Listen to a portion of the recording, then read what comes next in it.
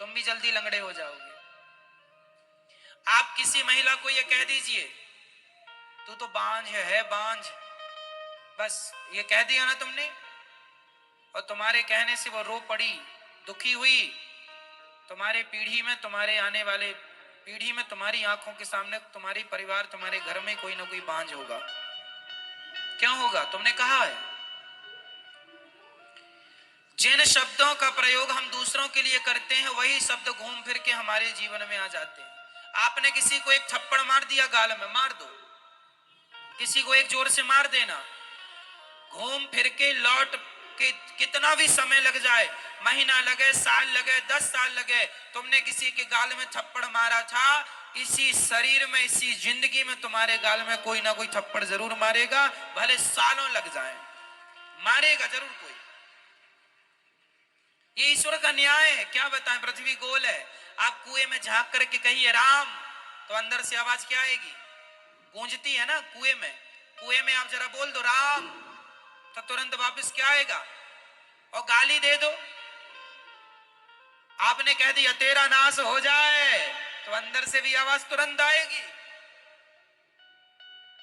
हाँ या ना? कह दो तुम किसी को कि तेरा नाश हो जाए, ये तुम सोचते रहते हो ना किसी के बारे में बुरा बुरा, ना सोचा करो, ना बोला करो, बहुत मायने रखती हैं ये बातें। आप में से 95% लोग केवल इसलिए दुखी हैं क्योंकि आप औरों को दुख देते हैं। जब औरों को दुखी किया है तो वही उनका दुख घूम फिर के आपके पास किसी ना किसी के द्वारा आ जाता है, और आप ही स्वयं दुखी होते हैं क्योंकि आपने कभी दुख दिया है। अरे भैया, पेड़ बोए बबूल का, आगे आप बोलो, पेड़ बोए बबूल का, आम कहां से आए? जो बोया है वही तो काटेगा। तुमने किसी को अंधा कहा है, तुम्हारी भी फूटेंगी। तुमने किसी को लंगड़ा कहा, तुम्हारी भी टांग टूटेगी। तुमने किसी को बांझ कहा, तैयार रहना, तुम्हारे वंश में कोई ना कोई बांझ होगा।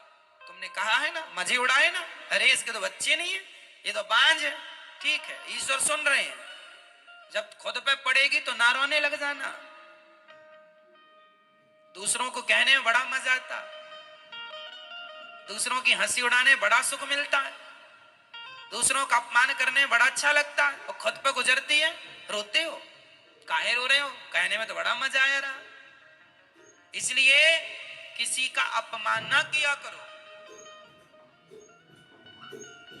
किसी स्त्री को आप कह देंगे कि तू बांझ है, सोचो उसको कितना बुरा लगेगा। अरे नहीं हो रहे हैं उसको बच्चे, इसमें उसकी क्या गलती है? क्यों, क्या गलती? ईश्वर का विधान है नहीं देना ईश्वर को। तुम काहे कह कह के पापी बन रहे हो? कह देने से तुम्हें कौन सा करोड़पति तुम बन जाओगे, लखपति हो जाओगे, पैसे मिल जाएंगे तुम्हें। किसी का दुख देखकर दुखी होना तो इंसानियत है, पर किसी के दुख में हंसना सबसे बड़ा पाप है। किसी की विपत्ति देखकर आप हंसें, इससे बड़ा भी कोई पाप नहीं है। इसलिए कदापि मनसा वाचा कर्मणा, मन से वाणी से कभी पाप ना करो। मन से भी हम ना सोचें कि तुम्हारा बुरा हो जाए, वाणी से भी ना बोलें कि तुम्हारा बुरा।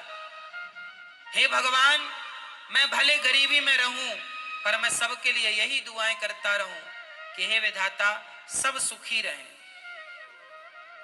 सब सुखी रहें, सब निरोगी रहें, सब प्रसन्न रहें। मैं दुआएं, देखो मैं चलो कुछ नहीं कर सकता, मैं दान 1 रुपए का नहीं कर सकता, मैं भक्ति नहीं कर सकता, मैं कुछ नहीं कर सकता, अरे तो बैठा बैठा सबके लिए दुआएं तो कर ही सकता हूं। ये भी तो एक पुण्य ही है। सबके बारे में अच्छा सोचने में क्या घटेगा तुम्हारा?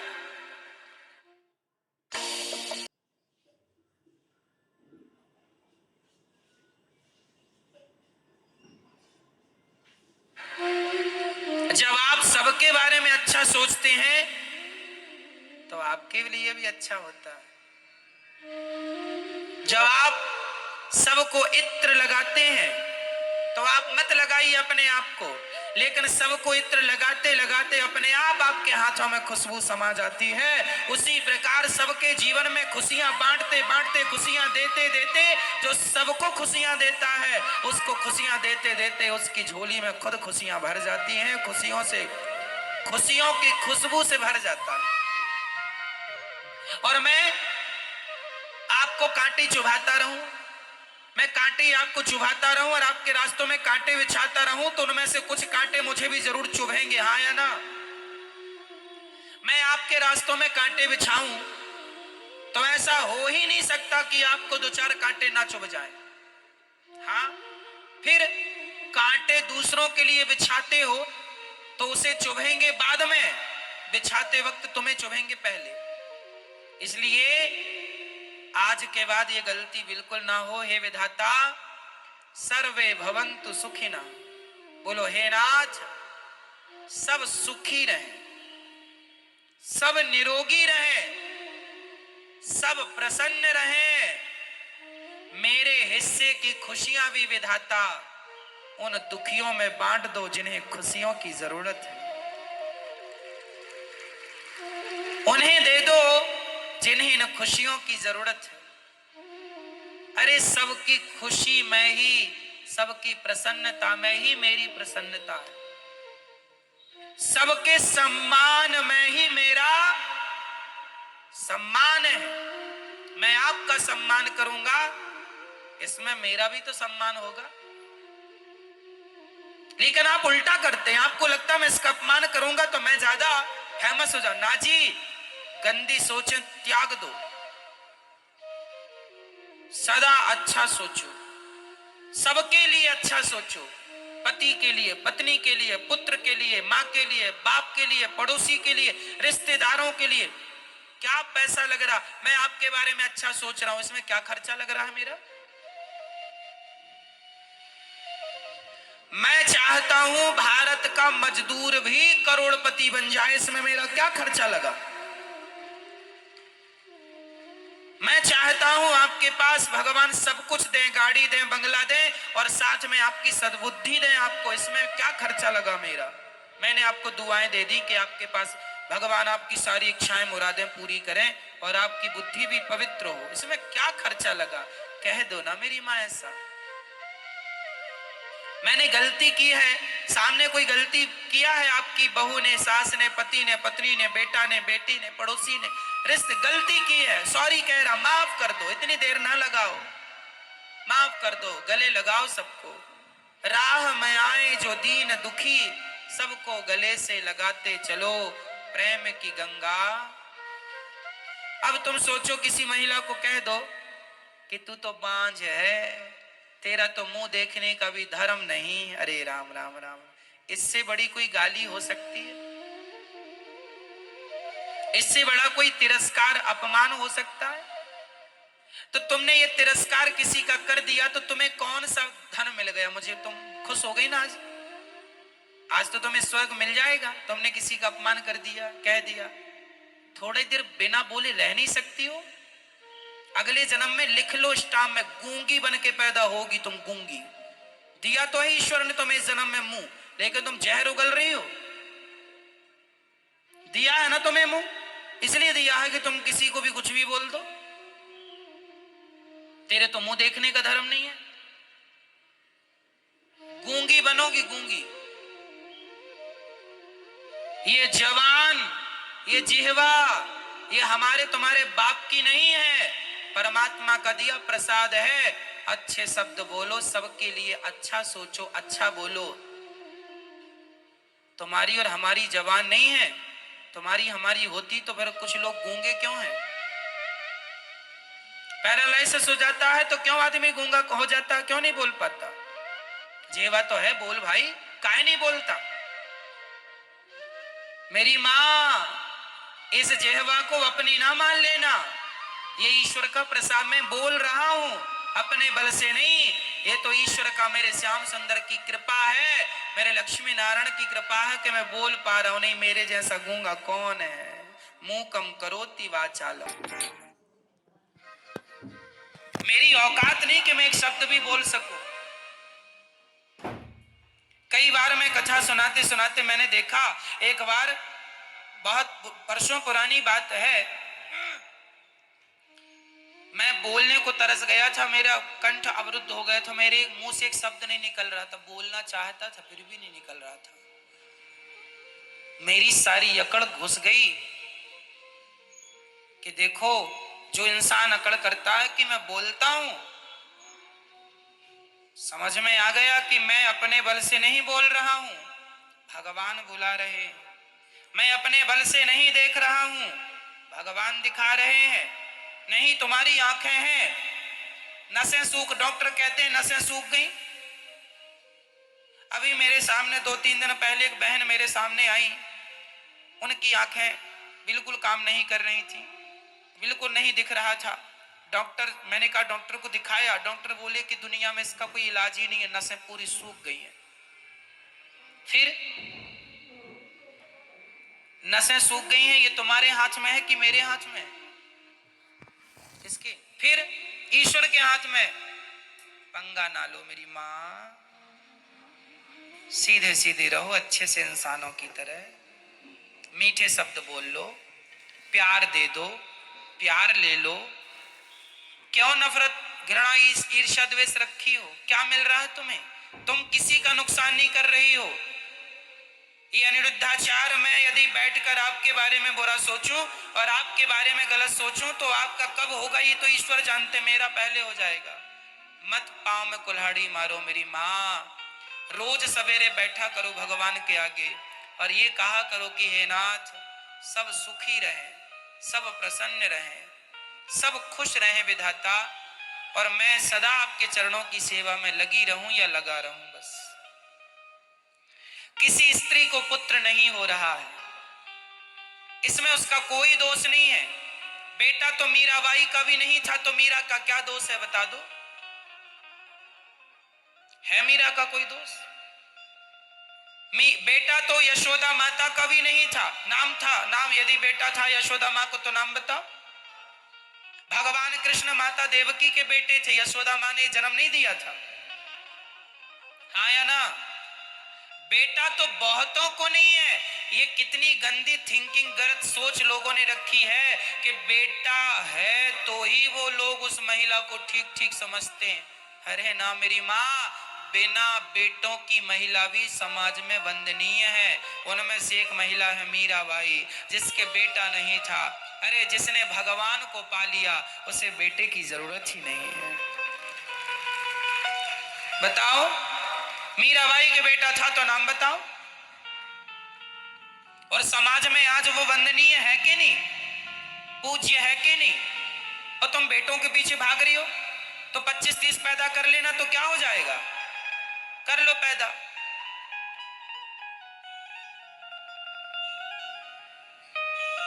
क्या हो जाएगा?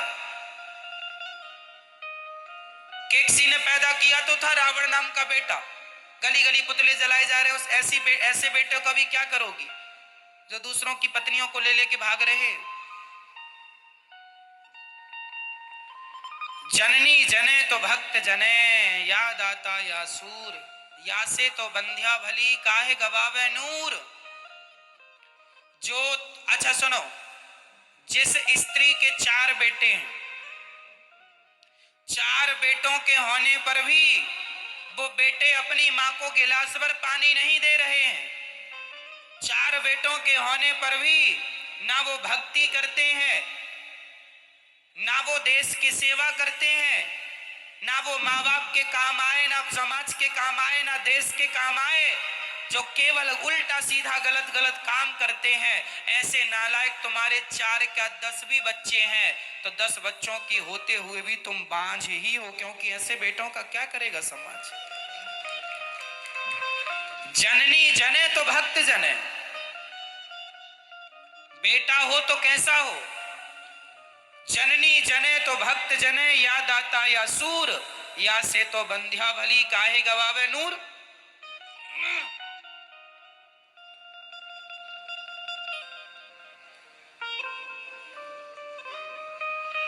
इसलिए किसके बेटा है किसके बेटा नहीं है, ये कोई मुद्दा ही नहीं। मुद्दा ये है कि किसके अंदर कितना भगवान से प्रेम है और किसके अंदर कितना प्रेम नहीं है। किसी के अंदर भगवान से प्रेम नहीं है तो उसके अंदर प्रेम जगाओ, ताकि भगवान में लगे। आप और मैं 10-10 बच्चे भी पालूं तो क्या मिल जाएगा? अरे यहाँ बच्चे पैदा करने नहीं आए, बच्चे तो सुअर भी पैदा करने में लगे हैं, एक संग थोक में पैदा हो जाते हैं। और तुमने भी बच्चे पैदा किए, कुत्ते बिल्ली भी बच्चे पैदा करने में लगे हैं। तुम तो इंसान हो, तुम्हें तो अक्ल है। कुत्ता बिल्ली तो जानवर ही है, जानवर होके भी वो बच्चे पैदा कर लेते हैं। बच्चे पैदा करने का ज्ञान तो कुत्ता बिल्ली को भी है, और तुम भी बच्चे पैदा कर रहे हो। तो यहाँ बच्चे पैदा करने नहीं आए।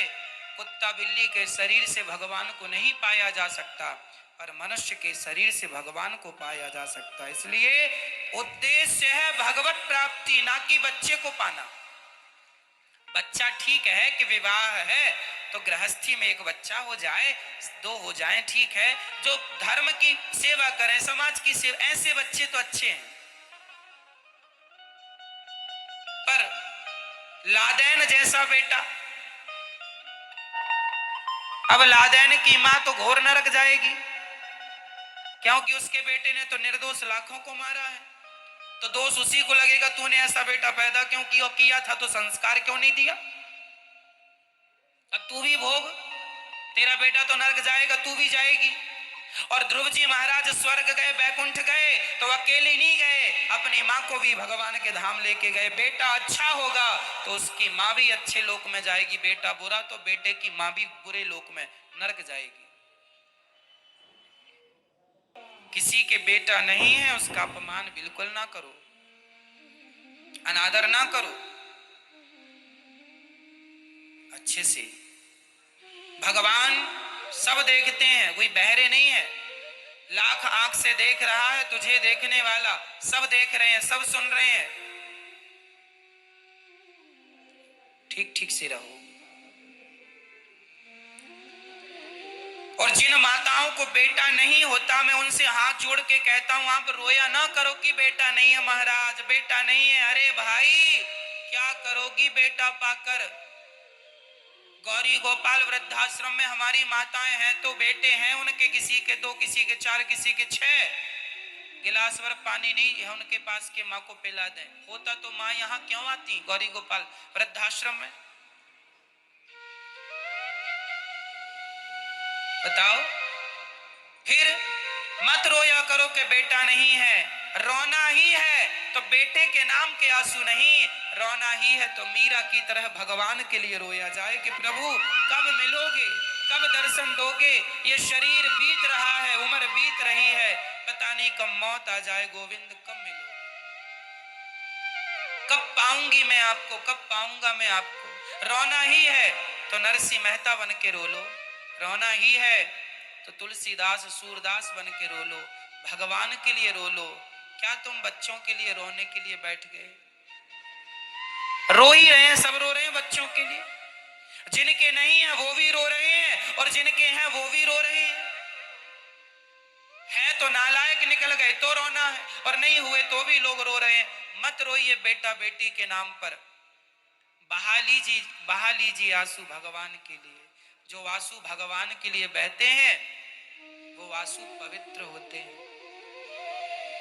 मुझे बताओ कि गोपियों के बेटा बेटी का नाम क्या था, बताओ क्या नाम था बेटा बेटियों का? गोपियों के बेटा बेटियों का कहीं इतिहास नहीं है। गोपियों के बेटा बेटी का इतिहास तो नहीं है, पर गोपियों के प्रेम का इतिहास भरा पड़ा है पुराणों में। प्रेम हो तो गोपियों जैसा, प्रेम हो तो गोपियों जैसा। क्या करोगे? भगवान करें आपको बेटा हो बेटी हो, खूब परिवार बढ़े, पर नहीं मिल रहा है तो टेंशन ना लो। ईश्वर की जो मर्जी है उसमें खुश रहो। नहीं देना परमात्मा को, कोई बात नहीं, मैं आपकी मर्जी में मस्त हूं, मत दो। और मुझे ये बता तुम्हें बेटा चाहिए क्यों? एक सज्जन से हमने पूछा, महाराज जी बोले रो रहे थे, हमने कहा तुम्हें क्यों बेटा चाहिए? महाराज मर जाएंगे चिता में आग कौन लगाएगा। हमने कहा पगले, एडवांस जमाना, आजकल आग वाग की जरूरत ही नहीं पड़ती, मशीनें आ गई, एक तरफ आदमी डालो दूसरी तरफ राख निकल जाती है तुरंत। आजकल बेटों की जरूरत ही नहीं है, क्यों जी? मशीनें आ गई हैं, आदमी डालो राख निकलती हाथों हाथ। और तुम रो रहे हो बेटा आग लगाएगा। कोरोना काल में तो बेटे आग भी ना लगा पाए, और तुमने पैदा कर लिया था आग के लिए 10 बच्चे, एक भी ना लगा पाए। क्यों जी बताओ? फिर समय कौन जानता है कब कैसा आके खड़ा हो जाए। बच्चा पैदा किया था, महाराज हमारे नाम का पिंड दान करेगा। आजकल का बच्चा साइंस पढ़े बैठा बोलता मैं तो पिंड दान पे यकीन ही नहीं करता। लो, और पैदा किया था तुमने पिंड दान करेगा, और वो बिलीव ही नहीं कर रहा है। कर लो पैदा। और क्यों? आजकल के बच्चे कहते हम तो भगवान को मानते ही नहीं, और तुमने पैदा किया पिंडदान करेगा।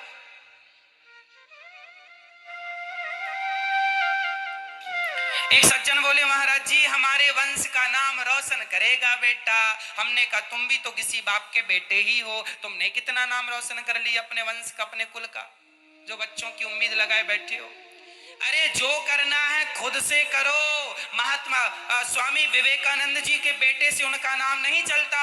स्वयं अपने नाम को आगे बढ़ाने के लिए आप स्वयं बहुत हो। बेटों की जरूरत भी इसलिए नहीं पड़ती कि नाम तुम ही कर जाओ ना ऐसे काम कि तुमसे ही तुम्हारा वंश जाना और पहचाना जाए। मुंशी प्रेमचंद्र जी से उनके बेटे का नाम तो कोई नहीं जानता कि मुंशी प्रेमचंद्र के बेटे का नाम क्या है। मुंशी प्रेमचंद्र अकेले ही बहुत थे, उनसे ही जाना पहचाना जाता। सारा इतिहास साहित्य भरा पड़ा उनका। क्यों जी? फिर अगर बेटों पर आश्रित रह गए कि बेटा करेगा ना जी, तुमने क्या किया? मेरा सवाल आपसे, तुमने क्या कर लिया? जब तुम ना कर सके तो बेटों से उम्मीद लगाए बैठो वो करेगा। तुम ही कर लेते ना अपने कुल का नाम रोशन। तुम ही कुछ ऐसा कर जाओ कि देश तुम्हें नमस्कार करे, वाह